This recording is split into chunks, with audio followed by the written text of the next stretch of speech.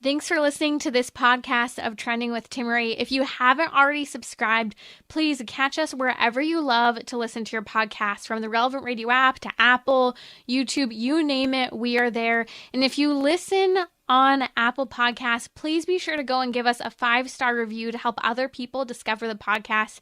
Anything you share in terms of episodes, whether it's texting it to a friend, posting on social media, helps to build up the kingdom for God, to help confront the challenging issues we face as a culture, but with joy, with hope, and with an eternal perspective where our faith collides with everyday life, bringing eternal principles to help us live our life joyfully. So, what's trending? Bridging your Catholic faith with your everyday life. You're listening to Trending with Timmery on Relevant Radio.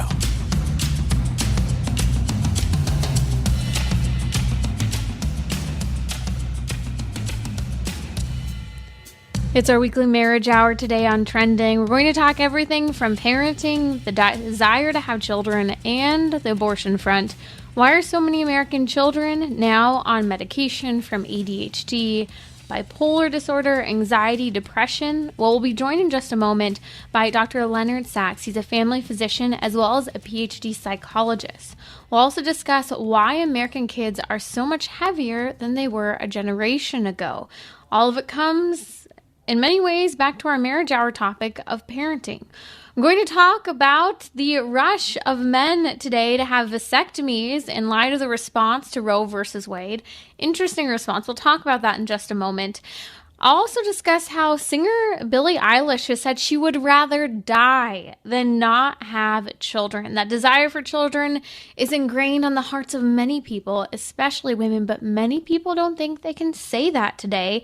And we'll talk about the significance of this young 20-year-old musician saying so. Okay, did you hear the news? Fans walked out of singer Halsey's concert in Arizona this past weekend when she went on a radical pro-abortion rant.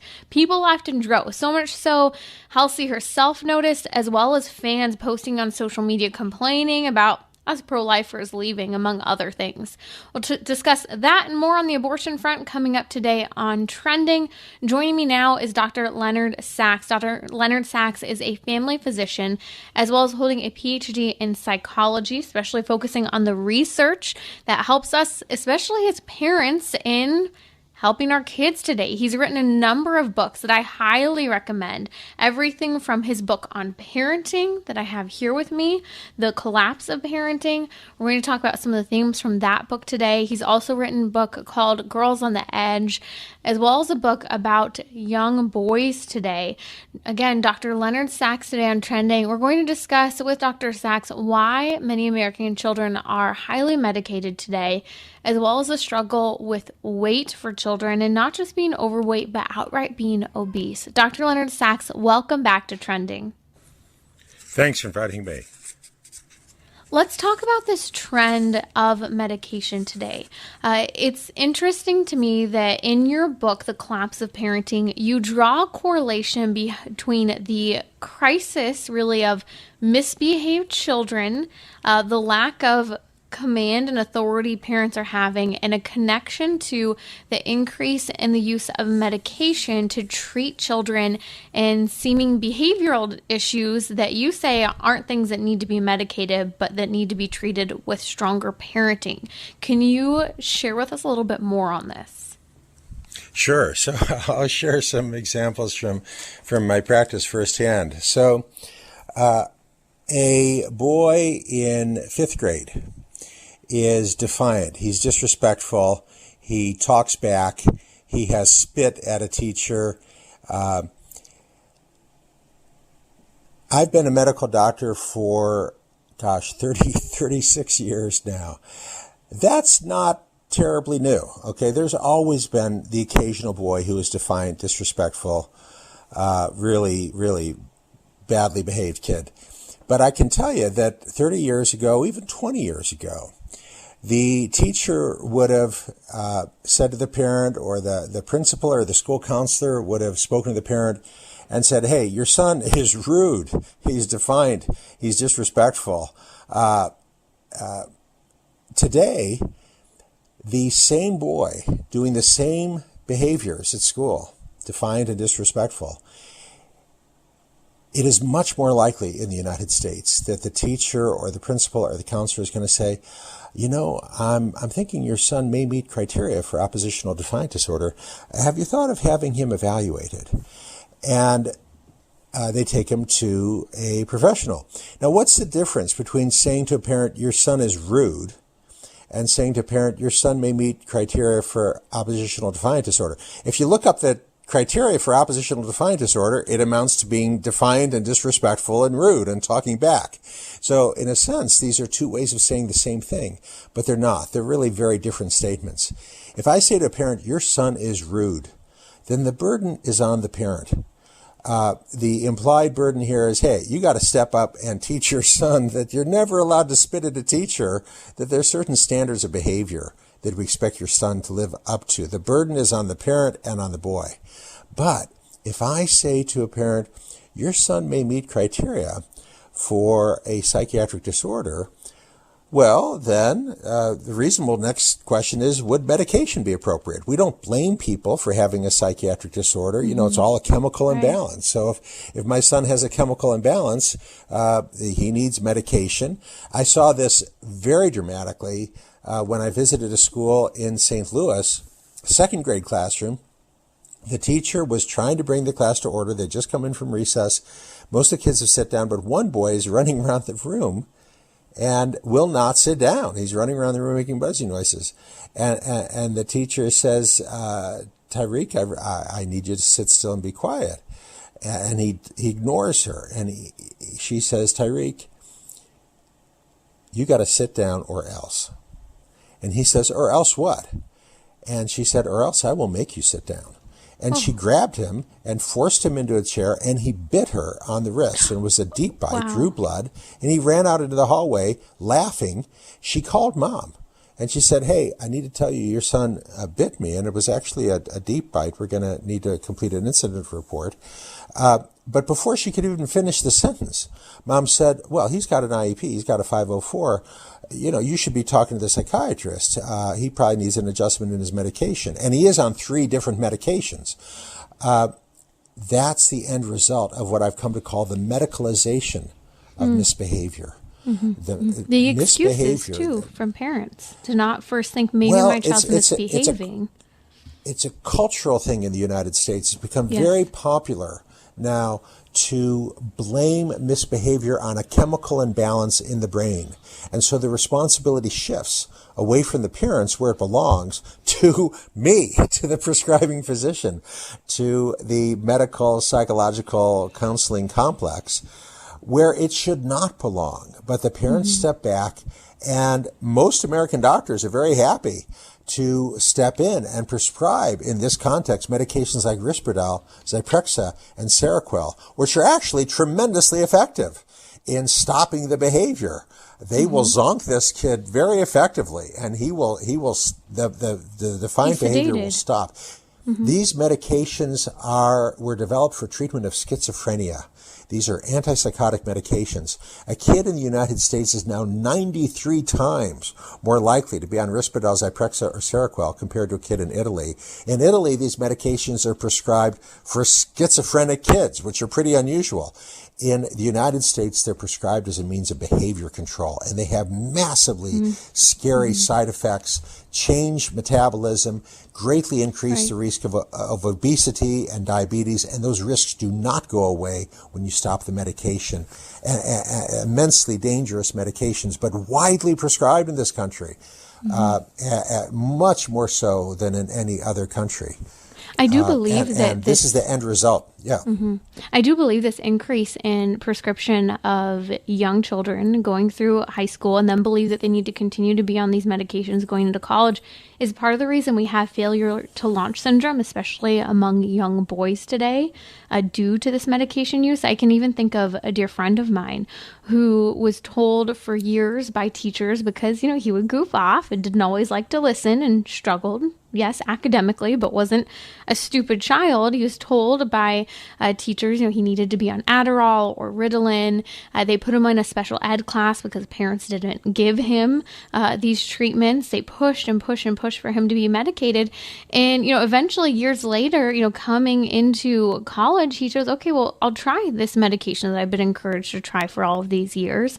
And it's just interesting to see the fallout that so many young men are having with this lack of confidence, because it comes back to difficulty with regard to authority. And like you said, it's being blamed on a so-called medical issue when it's a behavioral issue that's not actually being addressed at the end of the day.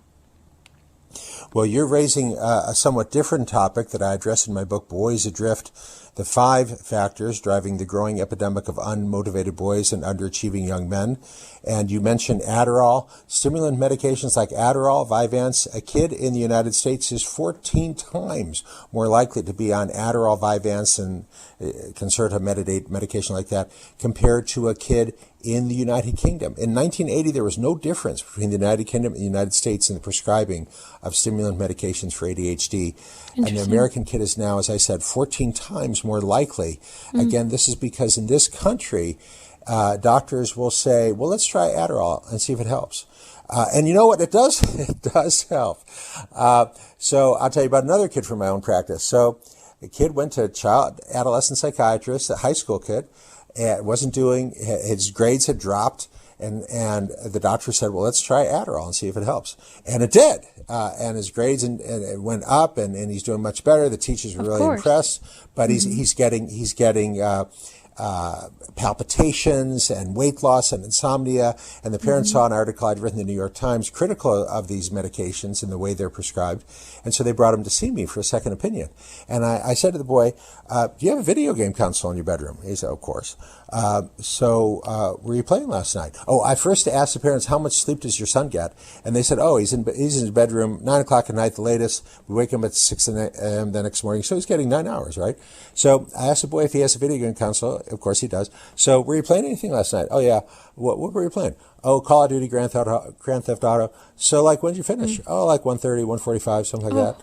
So he's going to bed after 1 in the morning. He's trying to wake up at 6. He needs 8 or 9 hours of sleep a night. He's getting maybe 5. He's sleep deprived. Sleep deprivation perfectly mimics ADHD of the independent variety. There is no Connor scale. There's no questionnaire that can distinguish whether this kid's not paying attention because he's sleep deprived or not paying attention because he truly has ADHD. And yeah, the Adderall was incredibly effective. Why? It's amphetamines. Adderall and Vyvanse and the stimulant medications. Amphetamines, yeah, it's going to compensate for the sleep deprivation, but the appropriate remedy for sleep deprivation is sleep, not Schedule II amphetamines. Again, I wrote a book with a French publisher at their invitation called Pourquoi les garçons perdent pied, les filles se mettent en danger. Working with colleagues in France, I learned that in all of France, there are fewer than 6,000 kids on medication for ADHD. There are more kids on medication for ADHD in St. Louis, Missouri, than there are in all of France, a nation of 67 million people. And why is that? It's because in this country, doctors go to medication as a first resort. Let's try Adderall and see if it helps. In France and in most of the rest of the world, outside of Canada and the United States, medication is the last resort after everything else has been explored. And you argue that that's the approach we should have here in the United States, whether it's exercise, food, sleep. You have a lot of recommendations in your book to help parents in taking back their kids. I think that a lot of parents are frustrated. They don't necessarily want their children on medication, but we are guilty as Americans of desiring a quick fix to many of our problems. We're very impatient in American culture, and your book is eye-opening to the crisis of what's the medical fallout long term of giving these children these medications. We haven't even talked about the negative impact on mood, for example, when you give a kid Adderall. Well, and also the negative effect on self-concept.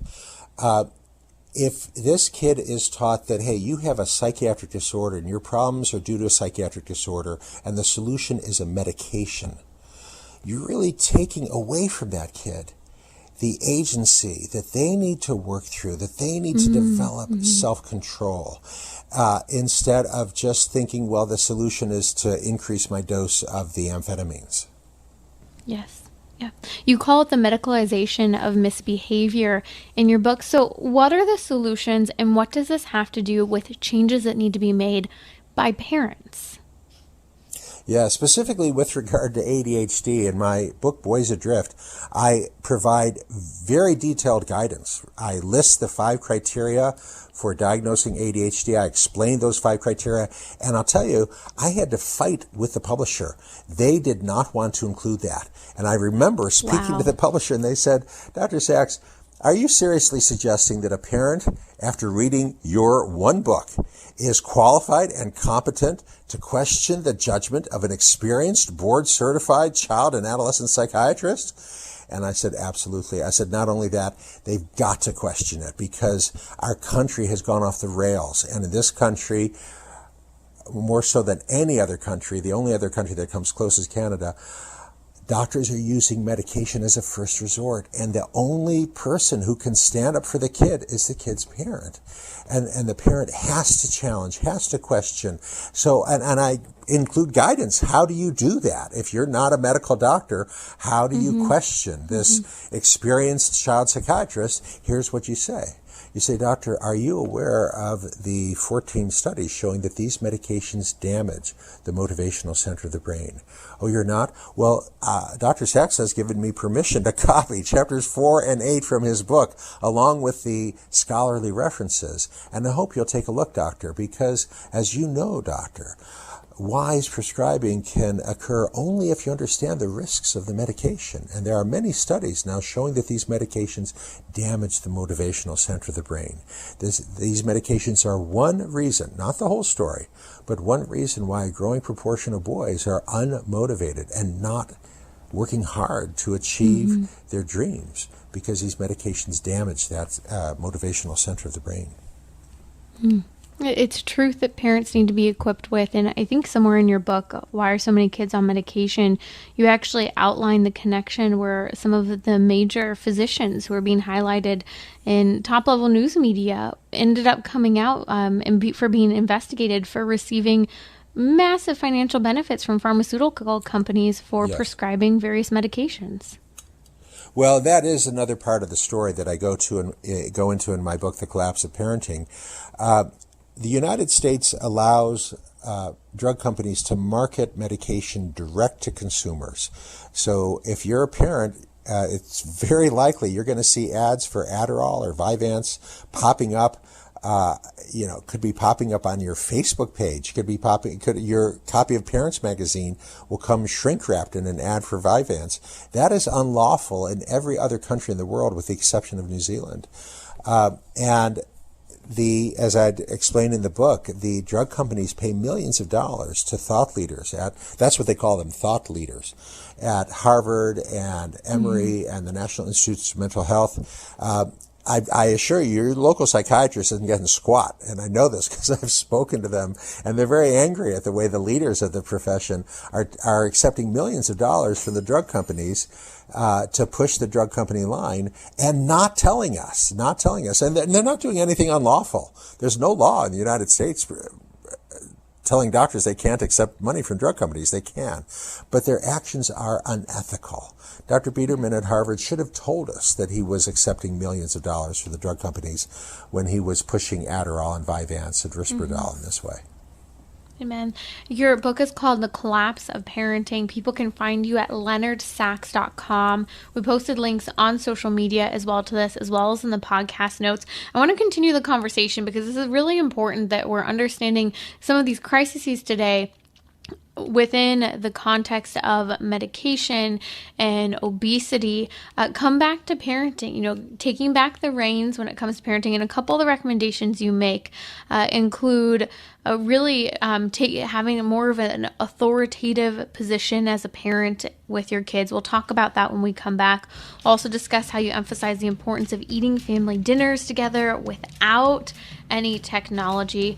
Coming up, we're going to discuss with Dr. Leonard Sachs, family physician, as well as a research psychologist holding a PhD in psychology. We'll talk about why American kids are so much heavier than they were a generation ago. Also, the pop world is going crazy, talking about wanting to have kids and ranting about abortion, and people are walking out of concerts. So, what's trending? Bridging your Catholic faith with your everyday life. You're listening to Trending with Timmery on Relevant Radio and the Relevant Radio app. Tons of concert attendees walk out this weekend when a musician starts to go on a rant about being pro-abortion, how she had her abortion. She even notices people leaving. The fans notice people leaving. I'll share with you the news in just a minute, but I am actually riveted. Singer Billie Eilish is actually saying she would rather die than not have children. 20 years old in the pop world today. And she's saying what many women think, but aren't saying out loud. And I hope she's inspiration in this one scenario for more people. We'll talk about that and more on the abortion front in just a moment. Joining me now is Dr. Leonard Sachs. He's a family physician, as well as holding a PhD in psychology, especially focusing on the research behind what's happening, especially related to young people today. Dr. Leonard Sachs wrote an incredible book I highly recommend. It's called The Collapse of Parenting. We posted a link on social media. Follow me at Timmerie, Timmerie, as well as it being in the podcast notes for today's show, along with other resources. And in this book, he starts by emphasizing kind of this crisis of what's happening with parenting and the shift in parenting. Dr. Sachs, if you could start by talking about this shift in parenting and then how this has impacted even things such as food and the struggle with weight today. So, researchers who study parenting for many decades now have used three terms that I introduce in the book, and then I kind of explain them: authoritative, authoritarian, and permissive. And because those terms are kind of scholarly, I instead use the terms too hard, too soft, and just right. The too hard parent is spanking their kid, whacking their kid, screaming at their kid, seldom showing any love. We know that's not good parenting, and we know it because we have researchers who followed the children of those parents for 40 years. And kids who are raised that way are much more likely to grow up to be criminals, violent offenders themselves, and have great difficulty achieving or sustaining romantic relationships or engaging in loving relationships themselves. So too hard parenting, definitely not good. Too soft parenting, permissive parenting, also doesn't work. The parent who says, hey, I think good parenting means letting kids decide. Well, it doesn't, because if you let kids decide everything, you end up with kids who are many times more likely to be abusing drugs or alcohol as adults, many times more likely to be convicted of misdemeanor crimes, and much more likely to be unhealthy. Best parenting is not too hard, not too soft, but just right. So a big focus of the book is, what does that mean? And the researchers who have actually done this study say that over the last 40 years, American parenting has drifted. The average American parent 50 years ago was actually a just right parent. But today, the average American parent is too soft. The average American parent now is letting kids decide. And a very dramatic illustration of that is in food. So in 1971, 4% of American kids were obese. The latest numbers, 19.8%. Almost 20% of American kids are obese. Not overweight, but obese. And among teenagers, it's 22%. Almost 1 in 4 American teens are now obese. And there's no taper in that trend line. It's actually gotten a lot worse. We've gotten the latest studies since the pandemic began, and not surprisingly, since the pandemic, the rates have actually, the slope of that curve has gotten more steep going up. Kids are getting obese faster. More kids are getting obese at a faster rate in the United States since the pandemic began. And I think that ties into why kids are getting obese. Why are kids getting obese? There's 3 reasons: what kids eat, what they do, and how much they sleep. And the pandemic really affected what kids do. But the changes have been going on for 50 years. And again, we don't have to guess, and this is not a matter of nostalgia. We have research. There were scientists back in the 60s and 70s who were looking at how American kids spend their time. In 1970, most American kids spend most of their free time outdoors. Yes. today, most American kids spend their free time looking at a screen. And they used to be active, now they're not. And of course, that only got worse as a result of the pandemic, but it was pretty bad even in 2019. What kids eat, what kids do, and how much they sleep. Those are the three reasons kids are fatter. We talked about what kids do, they're less active, what kids eat. So, I was speaking to parents in Chappaqua, New York, which is an affluent suburb of New York City, and I was talking about the importance of parents making good decisions for their kids about what to eat. And a husband and wife told me how they made a healthy, nutritious supper for their son and daughter. And son and daughter came home and said, "Ooh, yuck, we don't want to eat that. Can we just order pizza?" So dad sat down at his computer and the two kids dictate their order. He orders them each their own pizza delivered by Domino's. And I said to Dad, "Why'd you do that? Why didn't you just tell them this is what's for supper?" And Dad said, "Well, I don't believe in using starvation as a means of punishment." I said, "They're not going to starve. Look, 50 years ago, if mom made a healthy, nutritious supper for her kids, and the kids said, 'Ooh, yuck, I don't want to eat that,' she would say, 'Fine, you can go to bed hungry.' She did not run out and buy them a pizza. If you let kids decide what's for supper, there are some 12-year-olds who will choose broccoli, Brussels sprouts, cabbage, cauliflower, spinach, asparagus, and kale. But there are many 12-year-olds who will choose pizza, French fries, potato chips, and ice cream. Kids are not competent. Most kids are not competent to choose what's for supper. And when parents abandon that authority and let kids decide, you have more kids getting fat. So what kids eat, what kids do, and how much they sleep. Lots of new research showing that not getting enough sleep is a major risk factor for obesity. And I, explore the research and share the evidence as to why that is so. But American kids are getting much less sleep than they were getting just 20 years ago. Boys are staying up past midnight playing video games. Girls are staying up past midnight on TikTok and Instagram. And I say to parents, no video game consoles in the bedroom and no phones in the bedroom. No and screens. American parents will be like, "Oh, I couldn't possibly take her phone away. She'd totally freak out." This is your job. It is not fair to put this burden on your 14-year-old daughter, to let her decide. Right. It's not fair. It's not fair to her. What is she supposed to say tomorrow in school when her friend says, "Hey, I texted you last night at midnight. How come you didn't answer?" Is this 14-year-old girl supposed to say, "Well, researchers have found that having a phone in the bedroom and sleep deprivation is a major risk factor for overweight and obesity"? I mean, it's ridiculous to expect a girl to talk that way.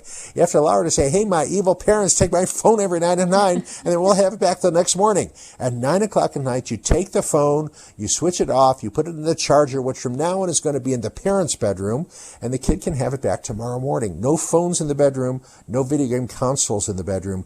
Kids need a good night's sleep. That's a basic obligation of the parent to make sure a kid's getting a good night's sleep, and American parents are falling down. It's interesting because I think a lot of parents too will use movies and whatnot to fall asleep themselves, thinking that it helps. It's a whole nother topic for another day. It's not actually helping them. It doesn't help children. But I was fascinated by a question you asked. You shared that in some of your research at one point, you ask kids a question about, what do you do? Like, what would be the thing you would want to do? What's your favorite thing to do? Yeah. So I've visited now over 400 schools over the last 21 years. And when I meet with the kids, I'll often ask them, what's your favorite thing to do in your free time when you're by yourself and you have no obligations? Raise your hand if you'd like to share with your colleagues, what is your favorite thing to do in your free time? So I've been doing these workshops with the kids at the schools across the country for over 20 years. And, 20 years ago, even 10 years ago, you'd get a fascinating range. This girl says she likes to try to play guitar in the style of Janis Joplin. This boy is trying to teach himself banjo. This boy is trying to run a marathon. He's training for a marathon. This girl is shooting baskets.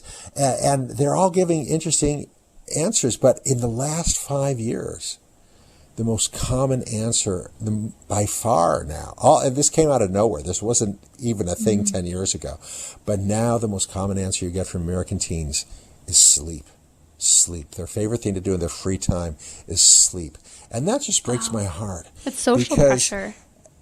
Well, they're sleep deprived. They're sleep deprived, but they think they have to perform for parents, for siblings, for friends, for teachers. Well, there's these energizer yeah, that may be true today. for some kids. Some kids, without a doubt, there's a few kids who are staying up late working on their homework and their term project.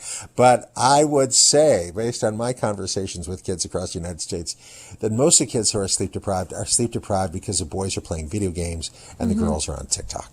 Right. This whole balance. That's just what I'm in hearing. fact, I mean, this is staggering for people to realize, people think that their kids are going to self-regulate their screen time. The latest studies, and these only continue to go up, and they've increased with COVID.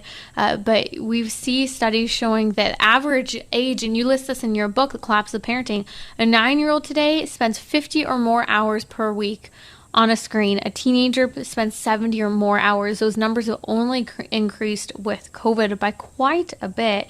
And, you really think that they're going to self-regulate if they're spending this much time on a screen? And and I know people don't like to hear it. We have Dr. Nicholas Kardaris here, and you've talked about this as well. These screens are creating addictive behaviors for these kids and literally causing them to tick in different ways than they normally would. There was that trend that was occurring a few months ago with the Tourette's, the sudden onset of Tourette's that these kids were experiencing. Mm-hmm. Yes, and they were all mimicking one particular girl named Evie in England. Absolutely. If you Google my name and TikTok, you'll find I wrote an essay for the Institute for Family Studies where I linked to a lot of this research showing how uniquely toxic TikTok is. Because, again, a generation ago, parents would say I hear that TV's bad for kids. We can argue about that. But TV is not customized to be addictive to the individual. The Andy Griffith Show was the same show regardless of who was watching it. But TikTok has this fantastic algorithm that figures out what you want before you even know what you want. And it's feeding you what you want. And it's customized to you in a hyper-specific way. And so it's incredibly addictive to children and teenagers. And parents don't realize this is not like TV. This is a whole nother medium altogether. And it's much more toxic than TV ever could be because TV is not customized to the individual the way TikTok absolutely is. Mm-hmm.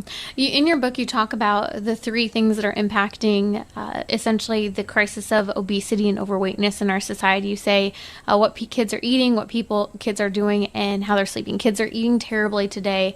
They're not spending enough time with activity due to screens, and they're not sleeping well also due to screens.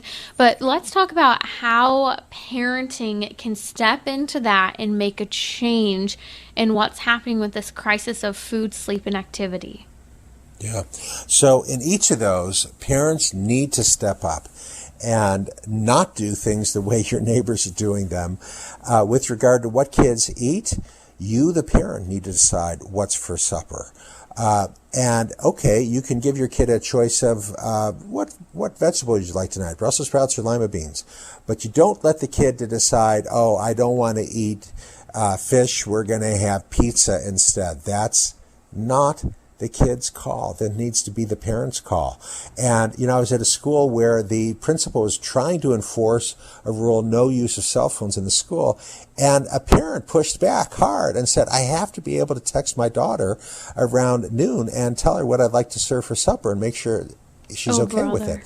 And the principal's like, are you kidding me? You need your 12-year-old's permission to make supper. But that's not unusual in this country. Parents asking their kids what the kids want, and then the parents prepare what the kids want. So what kids eat needs to be the parents' call. What kids do, you need to limit how much time your kid is spending with screens. You must limit, govern, and guide how much time your kid is spending on video games or with social media. And you need to be comfortable saying, hey, no screens, you're going to go outside and play. And I share, a patient of mine said to her son, hey, it's a beautiful day, why don't you go outside? And the son said, apparently not joking, where would I plug in the Xbox? Because, and it is a challenge because, a generation ago, there was a culture of kids hanging out outdoors. And in any neighborhood you go outdoors, there'd be kids to hang out with. But now you drive around a neighborhood on a nice day and there's nobody outside. Even though there's kids in the neighborhood, they're all inside looking at their screens. So you, the parent, need to take the initiative. You need to find time, to make time to do stuff with your kid, whether that's throwing a ball or going for a walk. Or my daughter and I love to do archery in our backyard. We've got a big backyard. We can set up the archery. And find other parents, find other families where you can do stuff together, outdoors, hiking, whatever. You got to find, because the culture isn't there anymore. The culture of kids hanging out that I had as a kid growing up in Ohio, where there was always kids hanging out. You could always do a pickup game of football or baseball. You can't do that anymore because there's no kids out. And finally, sleep. So, what kids eat, what kids do, and how much they sleep. Again, sleep, it is the parent's job to make sure that lights are out, that there's no devices in the bedroom. This idea of falling asleep to a screen is so toxic. You know, T.S. Eliot had a wonderful line. He said, "Where can the word of God be heard?" He said, "Not here. There's not enough silence." Silence is where we hear the word of God.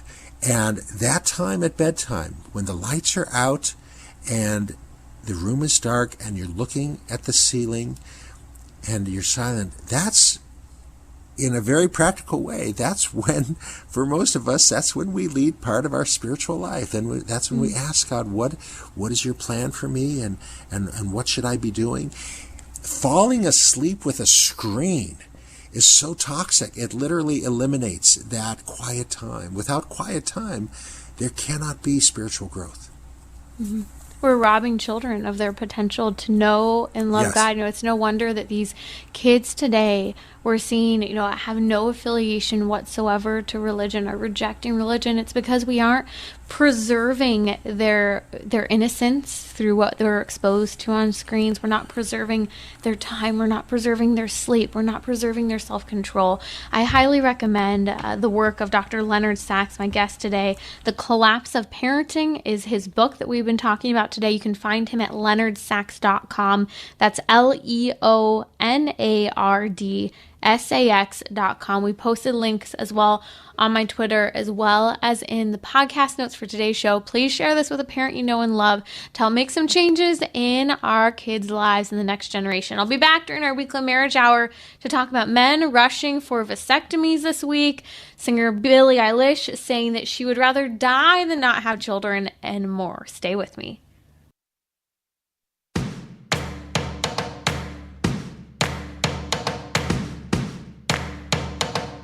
We're talking about what you're thinking about. You're listening to Trending with Timmery on Relevant Radio and the Relevant Radio app. Billie Eilish says she would rather die than not have children. That is the singer. Another singer has upset a number of fans. In fact, Halsey has led many people to leave her concert in Arizona this weekend. We're going to talk about, do animals receive better medical care when it comes to abortion than humans, and much more. So stay with me. Okay, but first, have you heard the news?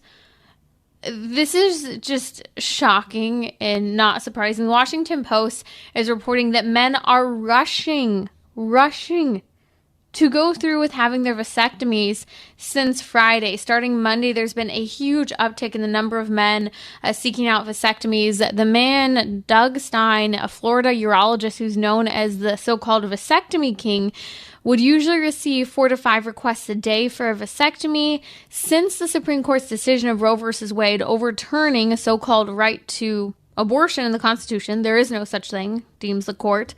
He says that he's been receiving a spike of up to 12 to 18 requests per day. That's from 4 to 5. That's a huge increase in the number of people, almost a 5-time increase in some cases, seeking out a vasectomy. Okay, why am I bringing this up? I want to talk more about vasectomies next week, but I do think this is an urgent conversation that I do want to touch on now, because maybe you know someone who is living a lifestyle that abortion is conducive for the lifestyle they have been living, that is risky when it comes to the potential of fatherhood and actualized fatherhood, and that they've been choosing abortion or allowing for women to choose abortion in those cases. We need to be prepared to have some uncomfortable conversations with people that we think might be at risk for making life-altering, life-changing, and in some respects, permanent decisions. Vasectomies, it can be reversible. It can also be extremely expensive. It's a very costly choice, your future children, but also if you try to reverse a procedure. But those aren't the only risks to vasectomies, and that's one thing that really upsets me. Just like the whole birth control debate, not enough has been said for years now about the impact of birth control on women. Well, not enough is said about the impact of vasectomies on men. And some of those include the increase in autoimmune disorders among men, and also the decrease in pleasure and intimacy for men. Okay, what man really wants to decrease the amount of pleasure he experiences? Well, it's quite simple. I can break it down more and explain next week, but I did do a podcast a while back on why men should not get vasectomies. We're posting a link now on social media, so I want to encourage you to check it out, kind of equip yourself with some of those talking points, but we're going to talk about it more in depth next week because it is an important topic. We talk a lot about the medical fallout of contraception, but not enough about vasectomies, and we need to be prepared to talk to people who are going to make life-altering decisions that will impact their future. More on that next week. Okay, singer Billie Eilish said she would rather die than not have children. She's 20 years old. She's achieved quite a bit over the last few years in her singing career. And I was fascinated because about a year or two ago, she did an interview with Vanity Fair saying, I want to have kids and I want those kids to have kids. She was saying she wants to have lots of children and she wants to have lots of grandchildren. She wants to have a family and be surrounded by a family. It was breathtaking to hear this young woman in Hollywood saying this. Well, she recently opened up again, this time speaking to the Sunday Times about her hopes of starting a family. She even said she'd rather die than not have children of her own, and talked about raising family. A family is one of her goals. She's got her goals in mind and she's oriented that way. She has commented that she is nervous, like any parent, about parenting choices, the world, disagreements with children in the days to come. But again, she still wants to have kids. I do think it's interesting because some people are deterred from desiring to have children or talking about having children because of those fears. I think many women in particular today are told they should not talk about any maternal desire for a child because for some reason that makes you less competitive, less desirable, or whatever the world likes to say. But the reality is that from a young age, girls choose baby dolls to love and nurture and care for. But for some reason, at a certain point in that development of a young girl, even in good families, the desire for children's being stymied, or the ability to voice that desire for being children is silenced. And I think that we need to return to a culture where it's okay and it's a good thing to say you want to have a child. In fact, I especially think within the dating scene, this is so important for men and women. In fact, I remember when I was single before I started dating my now husband, and we were carpooling to school one day, and I mentioned to him, I don't know how it came up, he's asking what I wanted to do with my life, and I was saying, I planned on being involved in pro-life work, and that at the end of the day, I really wanted to be a mom, and I wanted to raise my children, and I wanted to be present all the time to my children, focusing more on children than on having a career. It was very important to have kids, raise your own kids, and I remember he said, wow, that's incredible. It's really interesting.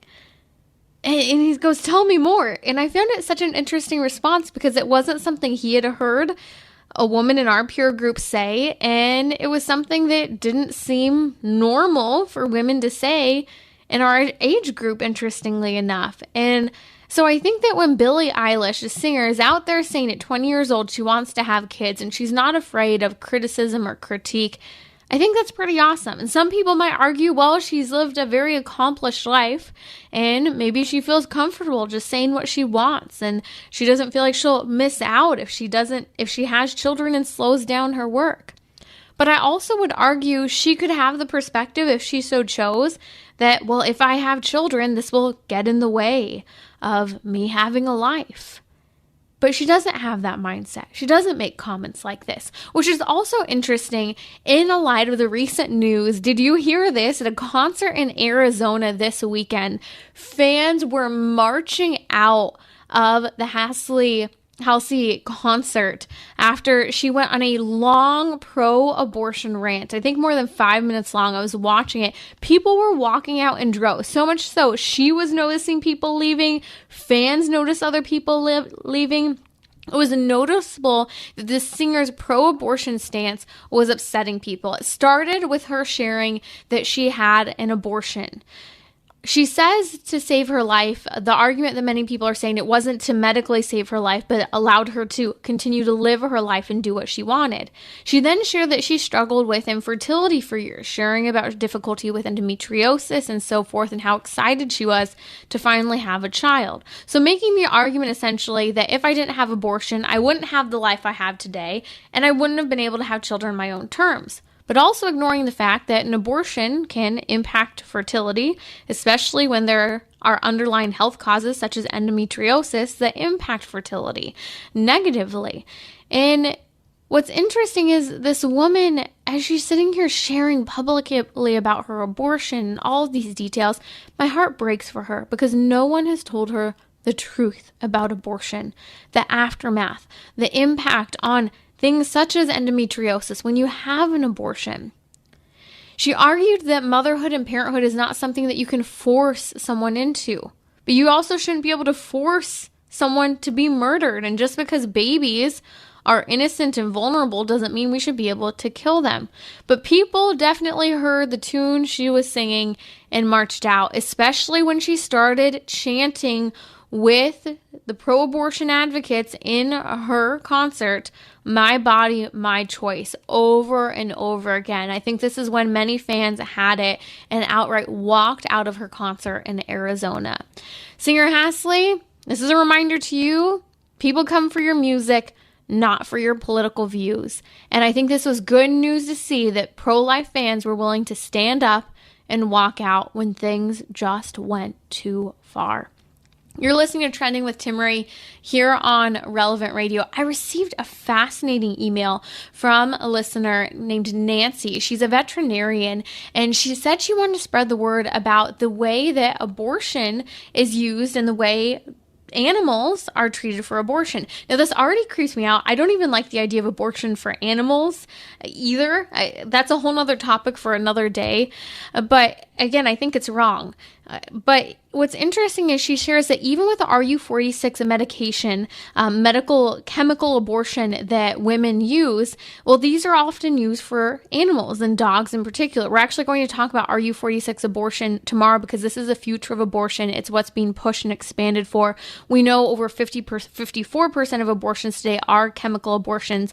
We actually believe more than 60% are today. But what she said is that when abortion is used for dogs, for various reasons, that the medical standard of care for a dog is to undergo a hospitalization for that chemical abortion, to be observed carefully through the process. She mentions the agony, the vomiting, the bleeding, as the baby dog, feti, she refers to it, is expelled. And she talks about how medical care is continued afterward and how there's an ultrasound after the abortion to check the dog to see if there are any parts of the baby dog left in the dog to make sure that everything came out because there's risk of an infection. Everything she just detailed, none of that occurs for a woman. A woman is given a series of pills and told to go home. And if anything, she's told flesh don't look when she passes her baby. It is absolutely ridiculous that, and she said this, that animals are receiving superior medical care to human patients, to women today, to young girls. That's how horrible abortion is. The so-called right to abortion has been pushed so intensely so intensely that we don't uphold even basic medical standards that animals receive, yet alone us. Okay, really quick, because I keep receiving this question. Is abortion acceptable in the cases of ectopic or tubal pregnancy to save the life of the mother? If you know anything about ectopic and tubal pregnancy, these are on the rise. Pelvic inflammatory disease is a very common side effect of abortion, by the way, and a leading side effect of pelvic inflammatory disease is ectopic and tubal pregnancy. It's some of the causes of this rise we're seeing in ectopic tubal pregnancy. By the way, so that's a risk of abortion, a future risk. But ectopic and tubal pregnancies, the fallopian tube will burst with the baby will die, and the mom will die as well. And so the treatment of care, there are a couple options for women who have ectopic or tubal pregnancies.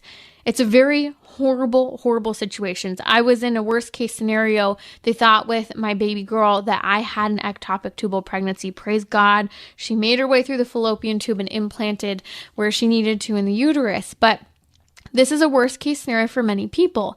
Now, there are a few options. You could, one, use methotrexate, which is an abortion, to kill the baby. Two, you could remove the fallopian tube with the baby intact, and the baby will naturally die as a result of being removed from the mom so early. And unfortunately, as of yet, we can't medically intervene to save that baby. Or three, the removal, or there can be a slice made in the fallopian tube and the baby can be extracted. But let's be clear here. It is morally acceptable to extract the baby without intentionally going in and killing the baby, while it is not morally acceptable to take a drug such as methotrexate to kill the baby. Why place that burden of murder on the life of the mother or the physician when the simple answer is to respect life and protect it in all cases? This is Timmery from Trending with Timmery. What is the future of abortion? Roe v. Wade has been overturned. No constitutional right to abortion. We have work to do. You need to know what's happening in our crisis pregnancy centers and how you can get involved to help women on the grounds. Also, the expansion of abortion through chemical abortion. What you need to know. This is shocking. Also, we need to help women heal from abortions to stop future repeat abortions. Join me Friday, 6 p.m. Central on Relevant Radio.